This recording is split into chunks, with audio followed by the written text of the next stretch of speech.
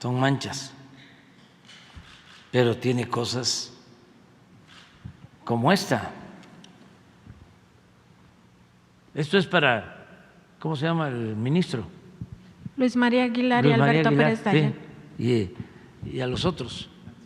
Carta de Adolfo López Mateos al pueblo de México. Les devuelvo la energía eléctrica que es de la exclusiva propiedad de la nación. ¿Hoy van a resolver eso? Hoy van a discutir el amparo en revisión. Bueno, está perfecto. Les devuelvo la energía eléctrica que es de la exclusiva propiedad de la nación. Pero no se confíen, porque en años futuros algunos malos mexicanos identificados con las peores causas del país intentarán por medios sutiles, no tanto, entregar de nuevo el petróleo y nuestros recursos a los inversionistas extranjeros. Ni un paso atrás fue la consigna de don Lázaro Cárdenas del Río al nacionalizar nuestro petróleo. Hoy le tocó por fortuna la energía eléctrica. Pueblo de México, los dispenso de toda obediencia a sus futuros gobernantes que pretendan entregar nuestros recursos energéticos a intereses ajenos a la nación que conformamos. Una cosa obvia es que México requiere de varios años de evolución tecnológica y una eficiencia administrativa para lograr nuestra independencia energética. Sería necio afirmar que México no requiere de la capacidad tecnológica en materia eléctrica y petrolera. Pero para ello, ninguno necesita convertirse en accionista de las empresas públicas para apoyarnos. Solo un traidor entrega su país a los extranjeros. Los mexicanos podemos hacer todo mejor que cualquier otro país. Cuando un gobernante extranjero me pregunta si hay posibilidad de entrar al negocio de los energéticos o a la electricidad, le respondo que apenas estamos independizándonos de las invasiones extranjeras que nos vaciaron el país, pero que en tanto los mexicanos sí queremos invertir en el petróleo americano o en su producción de energía eléctrica por si quieren un socio extranjero. En México la Constitución es muy clara: los recursos energéticos y los yacimientos petroleros son a perpetuidad propiedad única y exclusiva del pueblo de México, del pueblo mexicano. El resto de las especulaciones al respecto son traición a la patria. Industrializar el país no implica una subasta pública de nuestros recursos naturales ni la entrega indiscriminada del patrimonio de la patria. Este era don Adolfo López Mateos. Todo esto, refirieron, sí.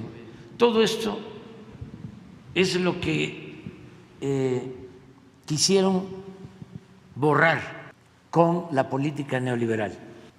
Afortunadamente se dieron los cambios en la elección del 2018 y como no alcanzaron a saquear todo, a llevárselo todo, a robárselo todo, con lo que nos dejaron, con eso estamos levantando el país. Pero sería un acto de traición a la patria el permitir que sigan con la misma política de pillaje.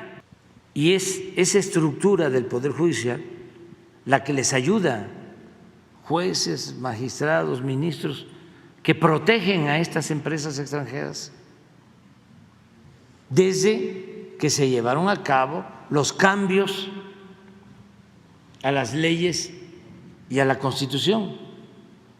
En el caso de la industria eléctrica, ¿quién comenzó a modificar las leyes para permitir la entrada de las empresas extranjeras? Salinas, en 1989, hicieron una reforma a una ley secundaria para permitir la inversión extranjera en la industria eléctrica. Y luego con Zedillo continuó. ¿Ustedes creen que en ese entonces y hasta el 18 el Poder Judicial se ocupó de declarar inconstitucional la reforma a esa ley secundaria que violaba abiertamente lo que establecía la Constitución? Porque no puede ser que una ley secundaria esté por encima de un mandato constitucional. La Constitución es ley de leyes, pero silencio, cómplice, todos. Y ahora están empecinados en seguir consolidando la llamada reforma energética y entregando los bienes públicos. ¿Y en qué se beneficia el pueblo de México? En nada, al contrario. Todas esas reformas significaron más aumento en el precio de las gasolinas, más aumento en el precio del diésel, más aumento en el precio del gas, más aumento a los consumidores en el precio de la energía eléctrica. Buenos negocios para los particulares, malos negocios para el pueblo, con el apoyo de esas autoridades serviles y corruptas. Entonces, aunque amparen a delincuentes de cuello blanco y a delincuentes del crimen organizado, aunque los amparen, nosotros no vamos a dejar de denunciarlos. Y no solo eso, vamos a seguir insistiendo en que se reforme el Poder Judicial y que el señor ministro Aguilar no solo resuelva sobre este asunto, resuelva lo de los libros de texto de Coahuila, porque me están pidiendo los padres que quieren que sus hijos tengan los libros, y lo mismo en el caso de Chihuahua. Son 2 estados en donde no se han podido entregar los libros, porque este señor que pertenece a esa asociación de abogados, Instituto Mexicano del Amparo, conservadores, sí. Era mejor el finado Burgoa. No, estos están en la extrema derecha, son ultras. Tiene ese asunto pendiente del amparo que queremos saber ya, porque si no resuelven, ni modo que se queden los niños sin libros. ¿Cuántos? 100,000 firmas de padres solicitando los libros. Y lo otro, el expediente que tiene ahí en la gaveta, en su escritorio, sobre una empresa que ha acudido al Poder Judicial para defender su planteamiento acerca de que no debe de pagar impuestos y que de manera acomedida el ministro solicitó el expediente, pero lo tiene ahí guardado, lo tiene desde diciembre detenido y no ha sacado ninguna resolución. Entonces, ¿dónde está la justicia rápida y expedita? Ya sé, me va a decir de que no tiene tiempo, no tiene términos legales, que él se puede llevar todo el tiempo. Pero yo no voy a dejar aquí de decir de que no ha resuelto. Presidente, también ya inició este proceso para designar a los magistrados de la Sala Superior del Tribunal Electoral del Poder Judicial de la Federación. Estos son a propuesta, las dos ternas son a propuesta de los ministros de la Suprema Corte de Justicia de la Nación y la mayoría son precisamente ligados a Luis María Aguilar y a Norma Piña, así como al actual presidente de este Tribunal Electoral, Reyes Rodríguez Mondragón, que como ya vimos pues fue coordinador de asesores de la Secretaría Particular de Felipe Calderón en 2011, cuando estaba lo peor del narcotráfico, un calderonista que ha capturado a este Tribunal Electoral del Poder Judicial de la Federación. Esto es importante porque ese tribunal va a calificar primero las candidaturas a cargos de elección popular, va a calificar también la elección de 2024, además de que pues prácticamente de este tribunal va a depender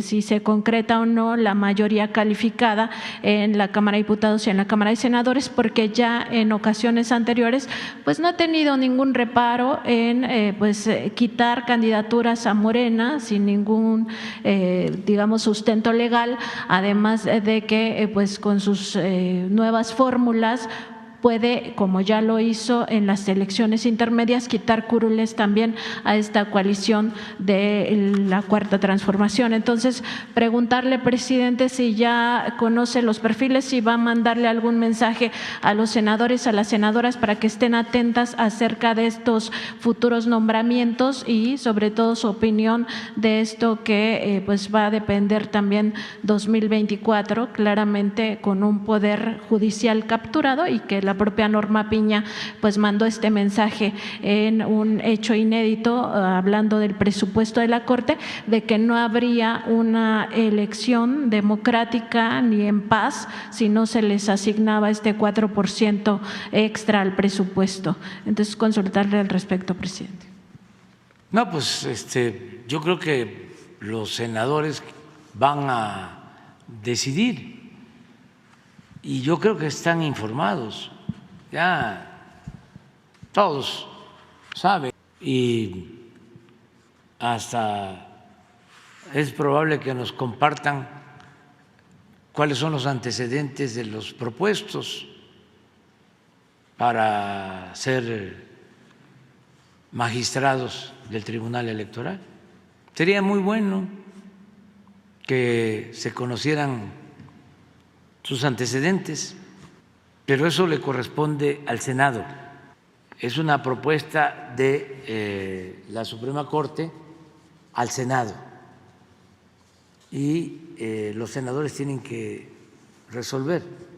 Lo demás, pues ya sabemos que están llenos los juzgados, los tribunales de gente recomendada por los abogados y funcionarios del PAN. Ya hemos hablado más sobre este tema de cómo el PRI, para ir concertando el acuerdo con el PAN, cuando se dio la fusión PRI-PAN, cuando surge el PRIAN, pues fue un proceso y entonces se fueron dando concesiones.